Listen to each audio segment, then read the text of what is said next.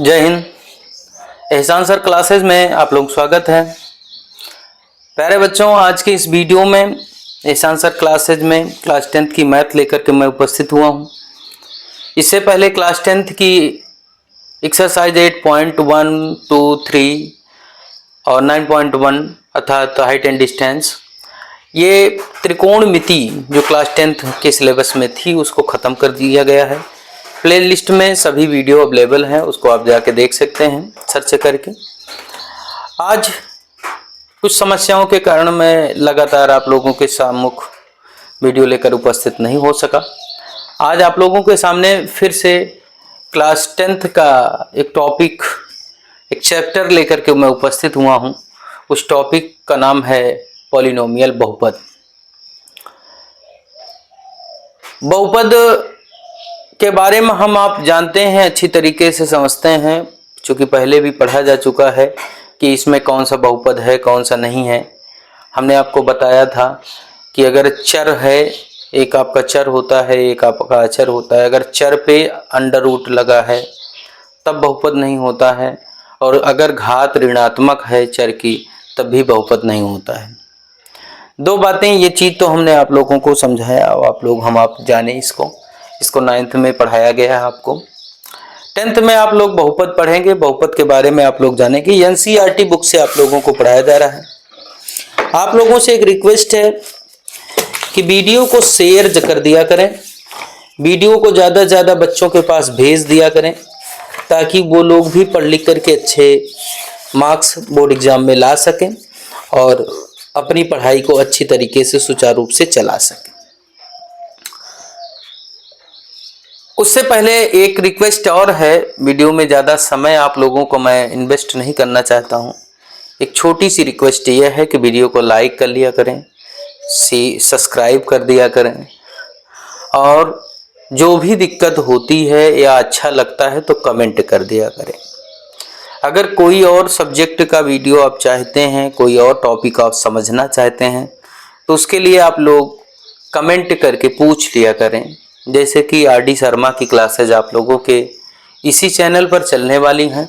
RD Sharma की book से पूरे मैथ, आप लोगों की पूरी मैथ की जो सवालें हैं RD शर्मा की बुक में, वो सब सॉल्व करवाई जाएंगी। प्यारे बच्चों, मेहनत जो करता है जीवन में वही सफल होता है।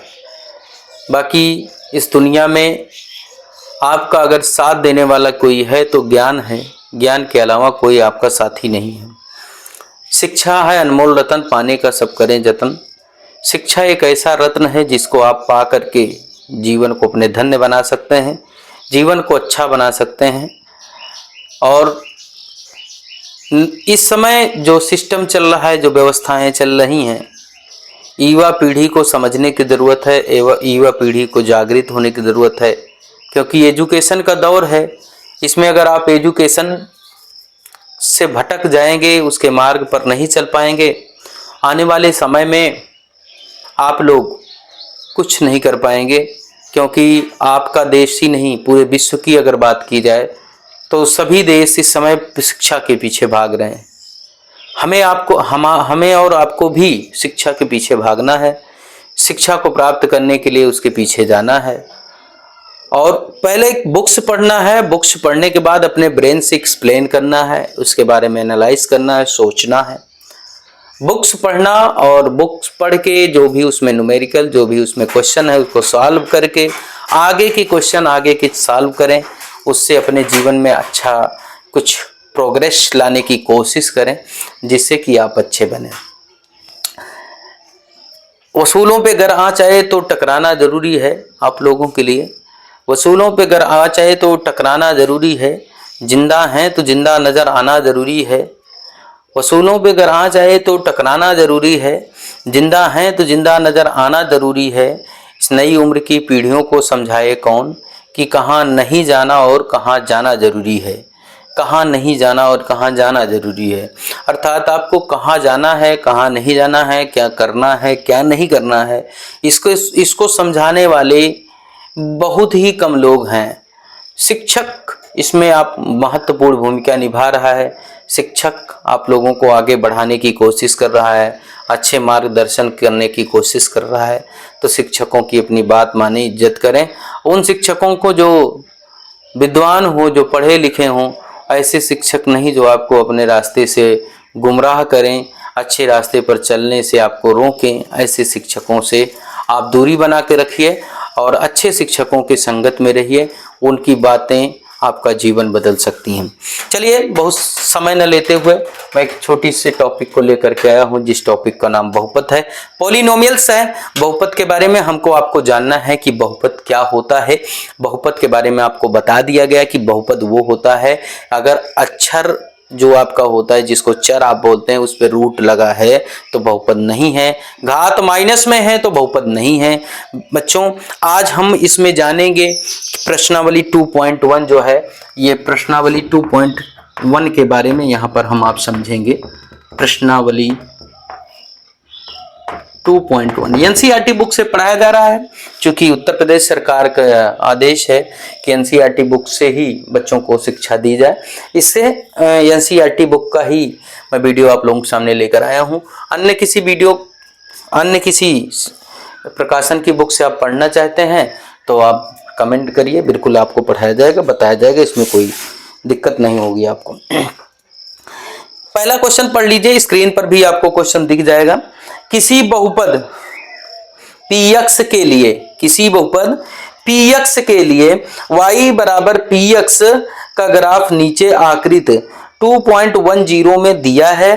प्रत्येक स्थिति में px के शून्यांकों की संख्या ज्ञात कीजिए। बहुत आसानी से आपको समझाऊंगा। px के लिए, बहुपद px के लिए y बराबर px का ग्राफ नीचे दिया गया है। प्रत्येक स्थिति में px के शून्यांकों की संख्या बताना है आपको। ध्यान देना, px के शून्यांकों की संख्या बतानी है। क्वेश्चन नंबर फर्स्ट है, बनाता हूं इसको।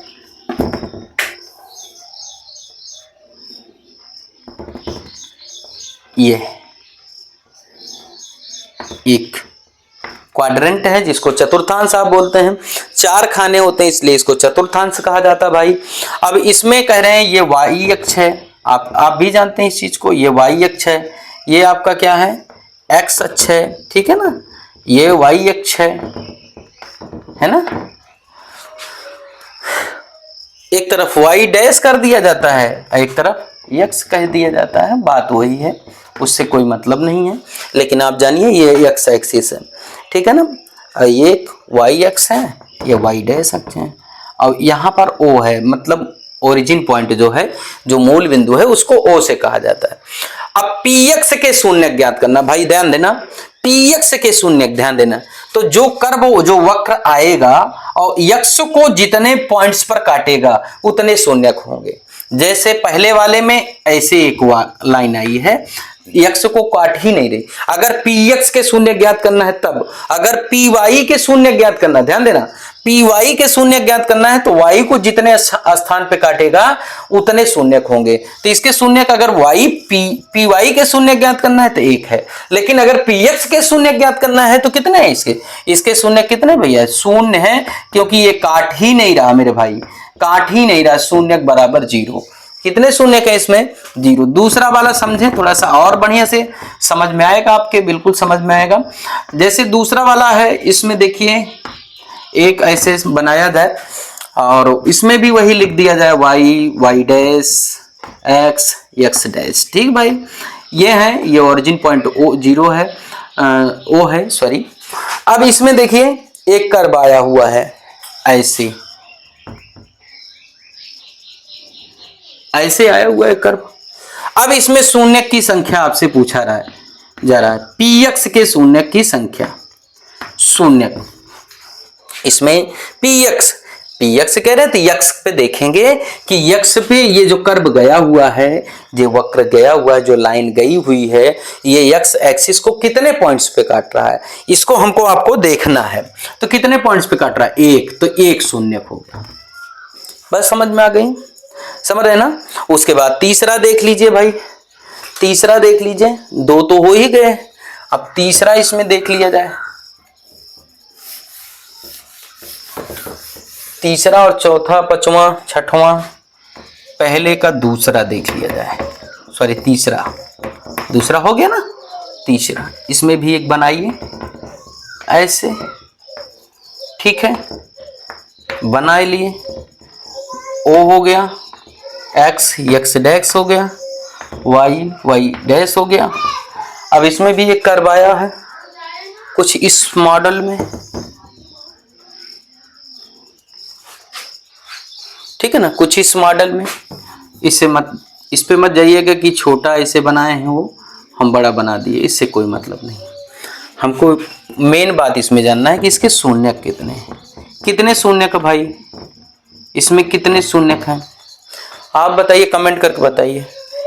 एक्स एक्सिस पे जितने जगह पर ये कर्व काटेगा, वक्र काटेगा, उतनी जगह पर वक्र रेखा जो गई हुई है जितने स्थानों पे काटेगी उतने शून्यक होंगे, 1 2 3, ठीक है। अब आप प्रश्न ये कर सकते हैं कि पी एक्स मतलब एक्स पे ही जो काट रहा है उसी को क्यों कह रहे हैं सर? तो हमने आपको बता दिया कि क्वेश्चन में लिखा गया है कि पी एक्स के शून्यक ज्ञात कीजिए, और अगर पी वाई के कहते तो वाई देखा जाता, एक्स ना देखा जाता। अगर पी एक्स कह रहे हैं तो एक्स पे जितने स्थान पे ये काट रहा है उतने शून्यक होंगे, 1 2 3। कितना आ गया भैया? 3 आ गया। बात समझ रहे ना? चौथा देख लिया जाए भाई, चौथा 4 नंबर,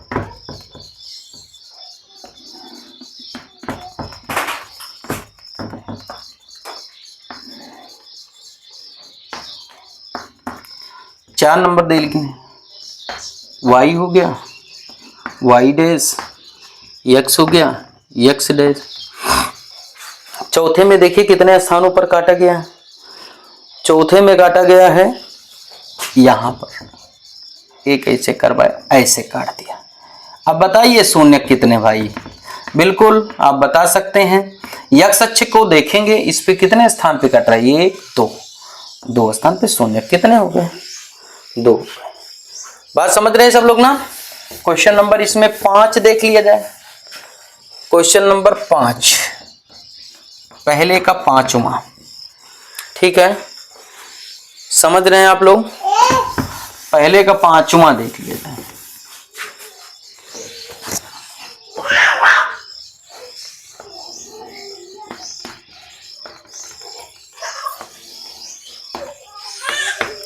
ये y है, ये y डैश है, ये x है, ये x डैश है भाई, ये ओरिजिन पॉइंट। इसको देखो कितने स्थान पे काट रहा है ये, तो कुछ बटरफ्लाई फॉर्मेट में है ये, ठीक है।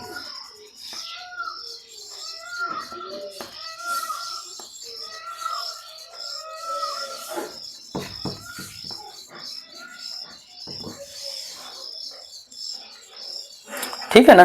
शून्यक बता दिया जाए इसमें कितने शून्यक भाई? 1 2 3 4। कितने शून्यक भैया? 4। आंसर हो गया। बात समझ रहे हैं आप लोग ना? वीडियो अच्छा लगे तो कमेंट जरूर करिए आप लोग। 6वां क्वेश्चन देख लीजिए।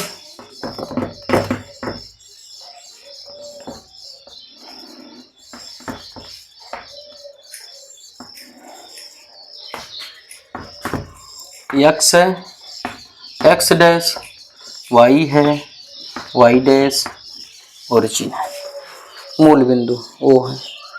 अब इसको देख लीजिए।